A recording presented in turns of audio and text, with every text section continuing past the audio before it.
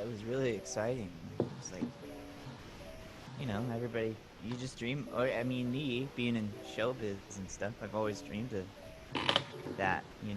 It was also cool. My dad got to see that, and it's like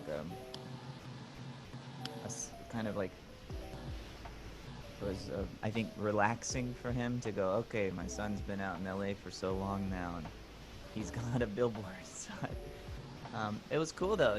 But most of the time they were up, it was during the pandemic, so I kind of I didn't see them as much as I wasn't driving by them all the time.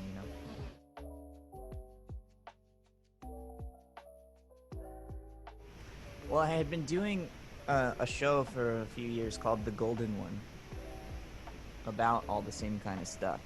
I used to tour and open for Bo Burnham, and Bo saw it and asked if I had an idea for kind of how I would want to make it into a comedy special, and we came up with the idea of kind of going down with a little bit of a documentary crew and just filming the process of it, and then hopefully if there's some stuff to use documentary style, we'll be able to incorporate that. But if not, we'll just have the performance of me at the venue, the Four Bama, where my mom used to play as one of the house bands, and that'll be interesting enough. And then A24 got involved too. And so those kind of powers combined, Bo Burnham and this other guy, Chris Storr, and then A24 um, got involved, and we went and met with HBO and pitched it to them, and they were down. They had seen the show before, maybe once or twice. And I had been trying to figure out how to do a comedy special for a long time, but then I had been doing stand-up, and I had been in LA for so long at that point, 12 years, so I've been trying really hard for a long time. And I'm happy that I finally got to make something that's like permanent, even though now, looking back, like a bit too much. I'm like, I'm never gonna watch it because I feel I don't want to see myself in that kind of like out of control space.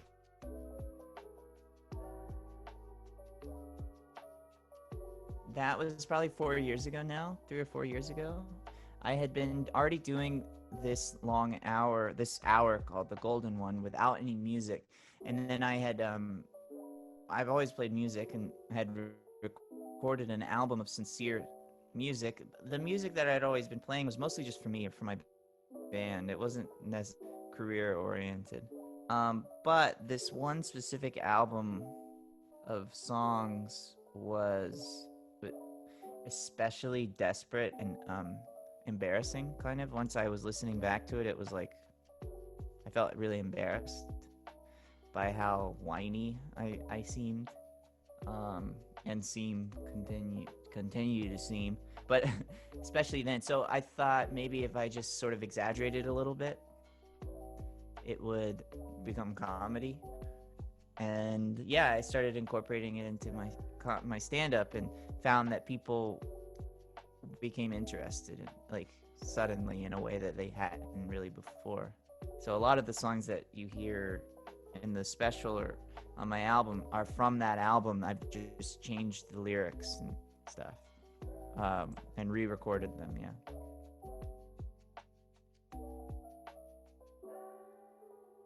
I mean, that was a trip, man. I don't know how that even happened. I was like blown. That first night it came out, it was crazy. Because you never really know. It used to be that you released like a comedy special, and there just wasn't a lot of them, and it might change your life overnight.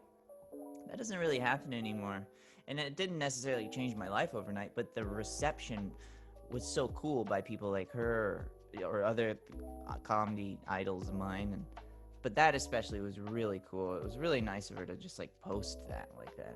I still am not sure why. I've never like actually talked to her, but that was so cool. It's pretty great.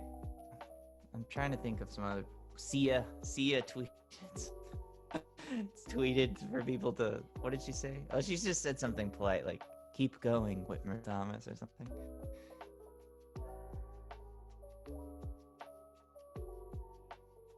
all my friends are my favorite comedians.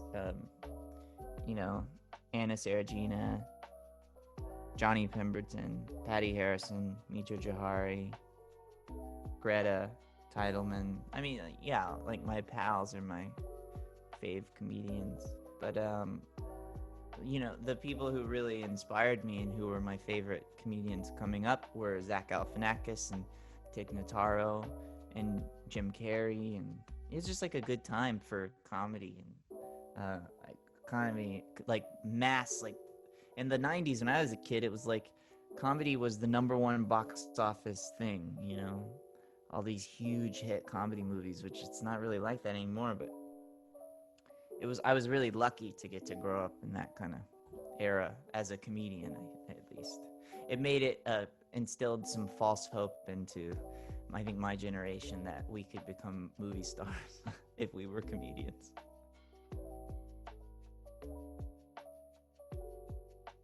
Thank you. That's nice.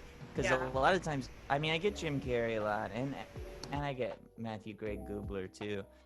But lately, there's been this chef who I can't remember the name of, who's like a really scrawny, which I guess I'm pretty scrawny too, but he's like a really skinny, kind of gaunt, skeletal-looking guy with stringy hair like mine, and he has a terrible goatee, and he looks like an absolute serial killer. But people keep sending me pictures of him and going, "This guy looks exactly like Whitmer Thomas," and it definitely it doesn't do any favors to my ego.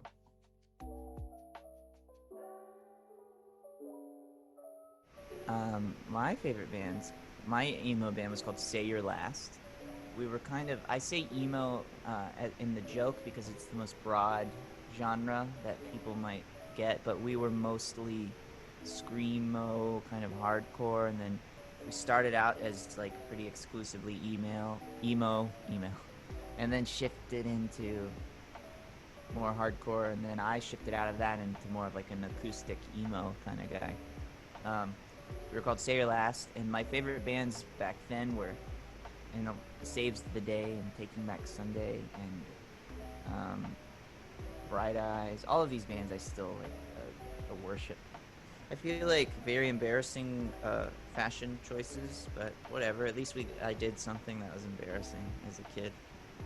It'd be really boring to look back and just see that I was like wearing khaki pants and a white shirt for my entire teen youth.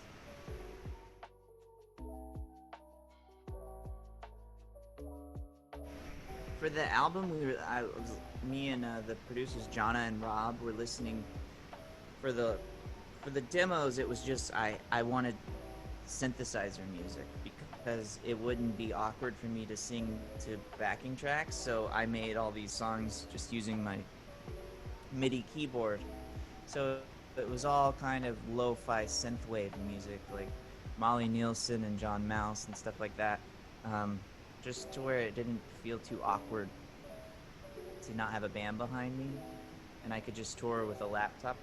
And then for the album, we were listening to Tears for Fears and Elvis Costello and I don't know, OMD. It was just like cool 80s kind of synth pop bands. Lyrically, I've always been inspired just kind of across the board. I like a lot of lyrics. Any band that has like a ton of lyrics. Like Bright Eyes is one of them. Phoebe Bridgers does it now.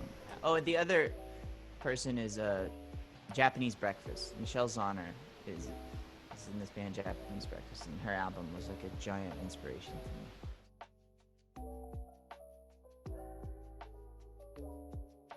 The true version of that story, I leave a lot out in that story, because there was a guy who had gotten out of prison for child stuff, kidnapping some kid or something, I don't know. He lived down the street in his older brother's back house, or his younger brother's back house. This guy was pretty old. I think he was like 60. And he was obsessed with me when I was a baby. He tried to break into my house, grabbed me out of my mom's arms. He pushed my mom down and like Yeah, it was like rough. And then my dad wasn't driving up the street. I just made that up because the real story is too shocking and distracting.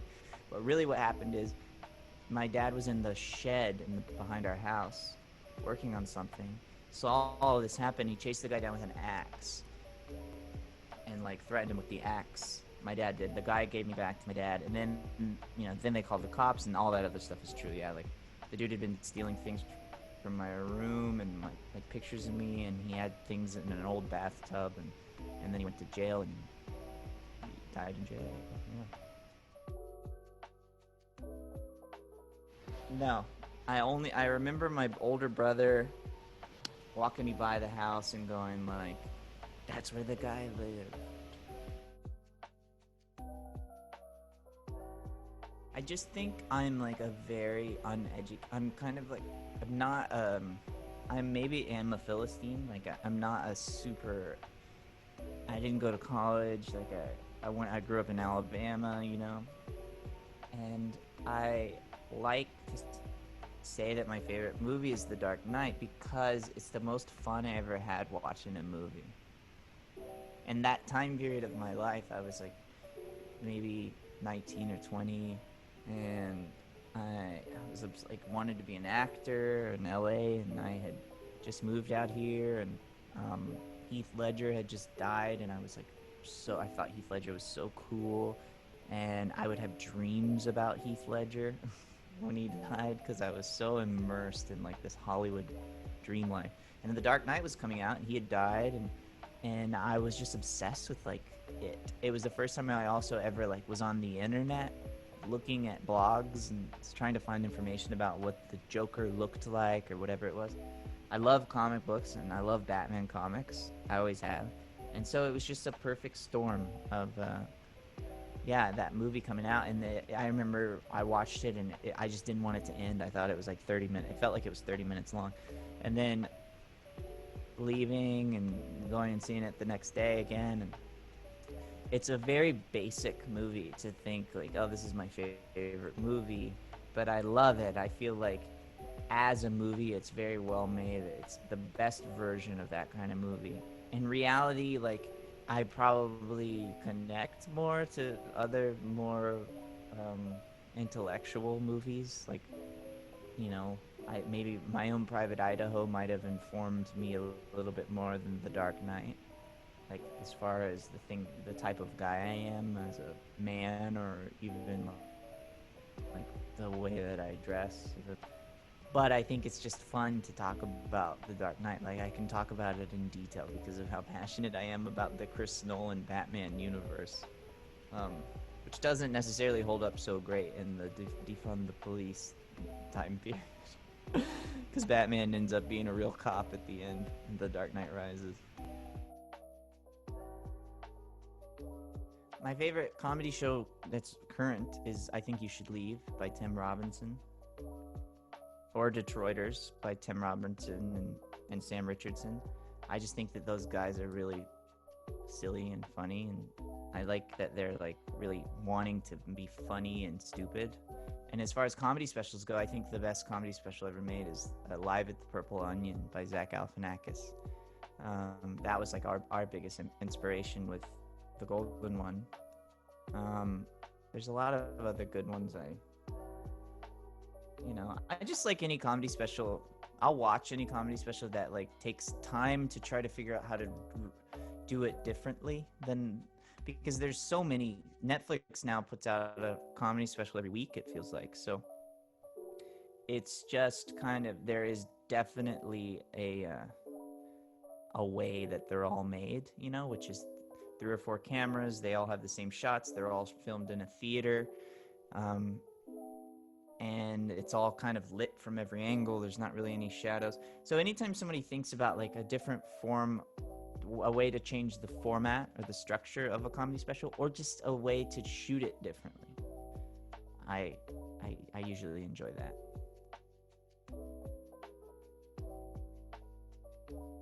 Because we're going to come out of this, and those are going to be the people that make us feel good.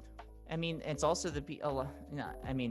It's the whole country's been devastated. People with all kinds of jobs, but drag queens and comedians and musicians, it's like we have, in order to make a living, we have to perform live. And who knows when that's going to happen again. So everybody should really be coming out and showing up for those people, because those people are the source of your kind of happiness a lot of the times, your distraction from whatever your other issues are. It's like there's all kinds of communities within those communities, people who are just kind of skipped over. And you especially have to embrace those types of people who aren't necessarily straight white skater boys.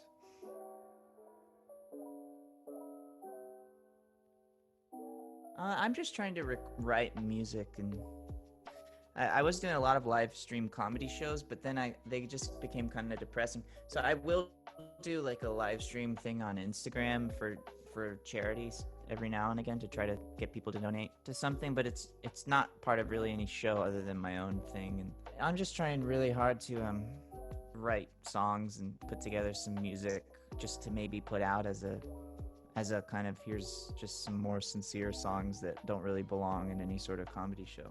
I'm over the hump, I think, of feeling like I need to figure out how to be like an Instagram comedian or front-facing Twitter person, which I just don't have the skills to know how to be good at that. So I'm just trying to make things for myself, I guess, right now.